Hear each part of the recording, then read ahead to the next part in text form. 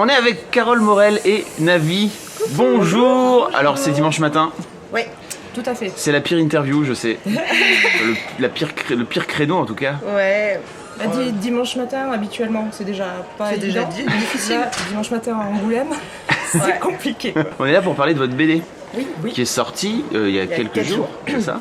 Qui s'appelle Collaboration horizontale. Bravo, tu le fais très bien. Ça s'appelle Collaboration horizontale, ça sort chez Delcourt. Oui. Donc Carole, toi tu t'occupes du dessin. Oui, c'est ça. On t'avait déjà vu auparavant dans la BD qui avait été écrite par Chloé. C'est vrai, l'Apocalypse selon Magda. Selon Magda, voilà, dont on avait parlé sur Mademoiselle. Alors on t'avait pas vu, donc non, vrai, voilà la personne qui est derrière les super dessins et derrière Magda. Voilà le talent. La voilà, le dimanche matin. Et Navi, toi tu écris, donc Ouais. tu as écrit cette histoire. Le scénario, ouais. Alors je voudrais savoir, avant de commencer à parler de l'histoire, etc., comment est-ce que vous vous êtes rencontrés l'une l'autre? Comment ça s'est passé, votre rencontre? Alors, C'est l'éditrice. c'est Marion Amir-Gagnant. Je suis venue avec ce scénar et elle m'a présenté le travail de différents dessinateurs. Dedans, il y avait Carole. Et donc du coup j'ai eu un vrai coup de cœur. Je me répète à chaque fois, mais c'est très bien qu'elle l'entende. J'ai vraiment dit ce sera Carole et personne d'autre. À l'époque il n'y avait pas Magda, il n'y avait pas Louisa ici et là, donc son autre BD. Et ouais, ça a été un vrai coup de foudre artistique. Je savais que ça allait déchirer. Qu'est-ce qui t'a plu, toi, dans le boulot de Carole en particulier? Carole, elle a un dessin extrêmement sensible. J'avais besoin de quelqu'un qui parlait le même langage que moi, mais elle en dessin et moi avec des mots. Et j'ai senti instinctivement qu'il allait y avoir une vraie connexion dans l'émotion et notre sensibilité qu'on n'exprime pas de la même façon, mais qui au final est plutôt cohérent. Collaboration horizontale, pour parler de l'histoire, c'est en gros des destins croisés de plusieurs jeunes femmes. Femmes d'ailleurs, pas que jeunes. Est-ce que tu peux pitcher, Navi, rapidement l'histoire? Ça se passe pendant la guerre en fait. Alors ça se passe en 1942, on est principalement sur un immeuble majoritairement habité par des femmes, puisque les hommes sont au front, donc les seuls hommes qui sont présents sont les gens qui ne peuvent pas faire la guerre, c'est-à-dire une personne aveugle, un fonctionnaire et des enfants. Sinon le reste du temps ce sont des femmes qui vont vivre à ce moment-là des choses très différentes, dont principalement, puisqu'elle est sur la couverture, une qui va tomber amoureuse d'un soldat allemand, donc sous l'occupation. Et donc du coup c'est un huis clos qui aborde vraiment différents sujets. Ça ne parle pas que de guerre, c'est pas un roman historique il me semble, en tout cas on va au-delà de ça. On essaie d'aborder des sujets qui en font écho à 2017 pour le coup, je pense. Qu'est-ce qui t'a donné envie de creuser en particulier, de raconter cette histoire-là qui est quand même... c'est pas banal. Non, Okay. C'est vrai. C'est mes études. Moi j'ai fait des études d'histoire. Je me suis spécialisée en histoire des fascismes. J'ai c'est ensuite... vrai. Ouais, c'est ma spécialité. Je ne le savais pas, tu vois. Ouais, tu vois on se connaît depuis longtemps. C'est vrai. On croit connaître les gens. Mais non. Et puis ils nous surprennent encore. Non, je suis spécialisée en histoire des fascismes. C'est un système politique qui me fascine. Et j'ai besoin de comprendre comment on en arrive là. Donc, d'où ma spécialité à la fac. Et quand j'ai commencé un mémoire, il fallait que je choisisse un thème. Et j'ai choisi la collaboration horizontale. Parce que je trouvais ça très intéressant de voir ce qui s'est passé à la Libération pour ces femmes qui avaient des relations amoureuses et sexuelles avec l'occupant. Je trouvais ça à la fois dramatique et passionnant de voir comment elles avaient été jugées. J'avais lu un poème de Paul Éluard qui parlait de ces femmes qui étaient très troublant. Et aussi parce qu'il y a un petit tabou familial clairement sur une époque où mon arrière-grand-mère, une naissance de ma grand-mère, à un moment on se dit que c'était pas trop possible puisque mon grand-père il était au STO. Voilà, donc il y a tout un truc nébuleux qu'on n'a jamais pu trop déceler, mais une conversation avec mon arrière-grand-mère de quand j'avais 15 ans qui m'a un peu perturbée et je continue à y penser. Je pense que de le romancer et de le fictionner a permis aussi d'exorciser des choses de ce côté-là. D'accord. Voilà. Et d'ailleurs, le livre commence sur une discussion entre... Entre Virginie, 15 ans, et sa grand-mère. Donc, on se rend compte que c'est assez répandu finalement, en discutant de ça. On commence à avoir des retours de lecteurs sur le festival et tout, mais c'est vrai que les gens en parlent et on se rend compte que c'est très répandu en fait. Dans toutes les familles, il y a des petits tabous, des petits forcément. non-dits, on sait pas. Donc c'est un thème assez universel en fait. Je pense que beaucoup de gens peuvent se projeter dans l'histoire et complètement. Comment t'as reçu toi le scénario la première fois que tu l'as lu, Carole? Moi je me suis dit ok, bon je ne peux pas refuser ce projet, c'est pas possible. Ok, déjà un bon point. Oui, voilà, parce que le fait d'avoir une galerie de personnages féminins comme ça, elles portent toutes le féminisme, quelque part des notions de féminisme et des valeurs féministes, chacune à leur manière, elles ont quelque chose de particulier. Il y a plusieurs formes de féminisme en fait qui sont abordées en fonction des personnages. Et donc déjà ça me plaisait. Puis ensuite je me suis assez vite aperçue en lisant le synopsis, puis le pitch, que j'allais pouvoir explorer des contrées graphiques un petit peu inédites de mon côté. Et tu m'as encouragée à partir dans cette direction-là. Lâche-toi, vas-y, lâche-toi. Donc du coup, ça marque pas forcément une rupture avec les albums précédents, mais il y a peut-être une petite plus-value, quelque chose en plus. C'est ce que je te disais tout à l'heure, j'essaie vraiment de mettre le dessin au service de l'histoire à chaque fois et pas refaire la même chose, essayer de sortir un peu de ce que je sais faire, de me bousculer un petit peu. Ah ouais. Parce que c'est là tu t'es bien bousculé. Ouais. Non mais c'est vrai que les planches qui marquent les gens sont celles où tu sors justement de quelque chose de plus classique, de narration, et où on s'est vraiment dit viens on se tape un bon trip là-dessus, que ce soit sur le personnage de Camille qui est aveugle. Il fallait que tu représentes la cécité. Voilà, représente la cécité. Personne de challenge, je challenge les gens. Et même différentes ça marche super scènes. bien, ta façon de le mettre en œuvre, de la mettre en scène, c'est vraiment très cool. Il fallait essayer de faire autre chose que du noir. De ça, plat de noir.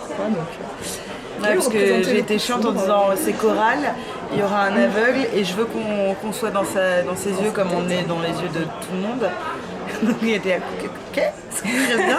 Comment vous avez bossé ensemble justement au fur et à mesure dans la progression du bouquin? Tu soumets toi des trucs à Navi?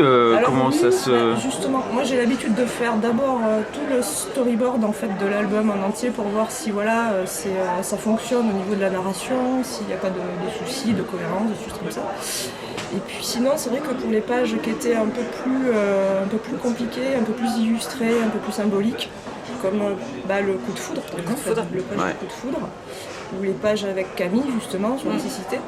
Je me suis dit il va falloir assez vite faire des petits essais en couleur presque quasi définitifs, parce que sur le storyboard et crayonné on verra pas, on va pas se rendre compte vers quoi on va aller. Moi j'ai donc écrit l'histoire en 3 parties.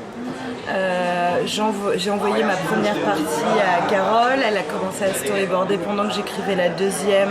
Voilà, on a fait des allers-retours, très peu finalement, parce qu'on était toujours d'accord avec Marion, donc notre éditrice qui supervisait ça, mais ça s'est beaucoup fait entre Carole et moi. Moi j'avais des craintes parce qu'un récit choral c'est des enchaînements de situations, comment les lier entre elles sans que ce soit un peu genre André. Puis Henriette, voilà. Et il fallait qu'il y ait de la fluidité, parce que c'est difficile de s'accrocher à beaucoup de personnages et de comprendre qui est qui, etc. Donc du coup, il y avait cette difficulté-là. Et puis il y a des fois, j'envoyais des textes à Carole qui étaient un peu sombres et elle me demandait juste « ça va toi ?» Voilà. Comment ça va sinon, au-delà de ça, au-delà de notre projet. Donc je crois qu'on a toutes les deux mis nos tripes un peu quand même. Ça se ressent pas mal. En fait, c'est marrant parce que vraiment, je trouve que Carole, t'arrives à mettre en dessin le texte de Navi, mais alors de façon quasi parfaite. Non, mais vraiment de façon quasi parfaite. Et en fait, le texte est touchant, et je trouve que tu viens ajouter la couche graphique en fait que tu viens ajouter, d'émotion graphique que tu viens ajouter, finit le boulot en fait. C'est vraiment, voilà. C'est un très bel ouvrage. J'ai pleuré devant. Voilà, Donc C'est horrible. T'es contente, hein, On fait un peu sadique, mais il y a oui, énormément de bravo, retours. il a pleuré. Voilà. Oh, il y a Plus un. En fait, c'est bête et surtout alors c'est très curieux parce qu'on a eu beaucoup de femmes qui on n'avait aucun souci à admettre ça comme si il était naturel pour une femme d'avoir des émotions, etc. Mais on a eu des personnes, donc des hommes, qui venaient nous voir en disant écoute, je ne pleure pas beaucoup, c'était la précision première de bon, je ne pleure jamais, hein, mais qui ont pleuré et c'est nul hein, de vouloir que les gens pleurent parce que mais c'est juste de savoir qu'on touche les gens avec un récit, c'est très beau. Et pour l'anecdote, j'ai croisé Patrick Beau ce matin, qui venait juste de le terminer, qui m'a juste serré très fort dans ses bras avec ses yeux tout mouillés, et j'étais là, oh mais c'est trop mignon. Donc il y a beaucoup d'émotions autour dans la réception des gens de cet album. C'est touchant surtout pour toi parce que c'est ton bébé et là l'album en fait il bascule dans une dimension vraiment autre, parce que pendant 1 an et demi ça reste vraiment dans une dimension très intime, très cloisonnée, dans un cocon, et là bon, c'est des gens qu'on ne connaît pas aussi qui lisent l'album. Qui connaissent le nom des personnages. Ils disent je veux telle et telle personne. Oui, il y a vraiment cette idée de voir le petit oiseau sortir du nid, et nous on ne peut plus rien faire là, on a terminé notre boulot et maintenant il va évoluer dans les librairies, dans la main des gens, dans leur cœur ou dans leur tête, et c'est très, on s'est pris un gros shoot d'amour, ça n'empêche, pendant 4 jours là. Ça fait vraiment bien. Ça fait beaucoup. Vraiment c'est vraiment chouette. Bon, c'est mérité en tout cas. C'est un récit exigeant parce que, comme tu dis, en fait, il y a beaucoup de personnages. Il faut s'accrocher un peu à la lecture au tout début, en tout cas, pour repérer qui est qui, etc., etc. Mais vraiment, j'ai passé moi un excellent moment et je vous le recommande. Et d'autant plus, alors sans spoiler, si, en fait. Que ça tu veux parler oui, que ça parle de la tonte, hein. Oui. Est-ce qu'on le dit? On peut le dire. Oui, on parce peut que c'est dire. Historique de toute façon. On se doute bien que en plus on se doute rapidement. Oui, ça fait partie de l'histoire. Maintenant, c'est vrai que c'est un sujet qu'on aborde peu. Tu vois, on se disait pourquoi des femmes, la guerre en fait, le quotidien dans la guerre, c'est une affaire de femmes, puisque les hommes ne sont pas là. Et donc les femmes, à chaque fois en période de guerre, ont avancé. Elles ont commencé à mettre des pantalons à ces périodes-là. Elles ont commencé à travailler de leurs mains vraiment à cette époque-là, à s'affranchir un peu. Elles étaient seules avec leurs gosses, elles les élevaient, elles faisaient tourner par exemple un immeuble, comme c'est le cas de La Gardienne. Et donc du coup, il y a un historien, je crois que c'est Buisson, qui a dit qu'elles allaient être punies pour leur liberté. C'est-à-dire que quand les hommes sont revenus, ils ont eu besoin de recadrer ces femmes, et les premières, celles qui avaient pris des libertés au niveau de leur corps. Il y a beaucoup de femmes qui n'étaient pas mariées, parce que là il s'agit d'une femme mariée en l'occurrence, mais énormément de femmes qui n'étaient pas mariées, qui avaient 19 ans, pas d'enfants, qui ont eu des aventures avec des soldats qui avaient 17, 18, 19 ans. Et on est sur un rapport sexuel et amoureux, etc., mais sans prévision de mariage. Et alors ça, les hommes, quand ils ont voulu reprendre les choses en main, donc dès 1944, ça a été très violent. Ça s'est fait dans une justice de rue avant d'être dans une justice au tribunal. Ils ont commencé par tondre, exposer nues ces femmes-là, les marquer au visage, les raser pour enlever ce symbole de féminité, tu ne mérites pas d'être une femme, donc je vais te raser la tête. Et ensuite, elles ont été jugées. Et ce qui est intéressant, c'est que quand elles ont été jugées à Fresnes, ces femmes, aucune n'a été condamnée. Puisque de toute façon, ce qui importait, c'est qu'elles soient humiliées physiquement. C'était pas tant à l'État de les punir, c'était plus aux hommes de reprendre leurs droits. Donc c'est passionnant, je trouve, glaçant aussi. Ouais. Oui, c'est José Virgili qui a écrit La France virile, d'ailleurs, je vous conseille ce livre qui est sur l'étendue. Et ce qui est aussi intéressant dans cette la tombe problématique, c'est que ça survient la même année que le droit de vote. Donc c'est à la fois des avancées, à la fois, faut pas déconner les filles, vous n'êtes toujours pas libre de vote. Calmez-vous bien. Ouais, voilà. Restez vraiment tranquille. Bon, vous avez bossé, donc on va vous donner le droit de vote, mais il ne s'agirait pas d'avoir des relations sexuelles. Encore, en plus, avec l'ennemi, mais la traîtrise. Il y a vraiment ça.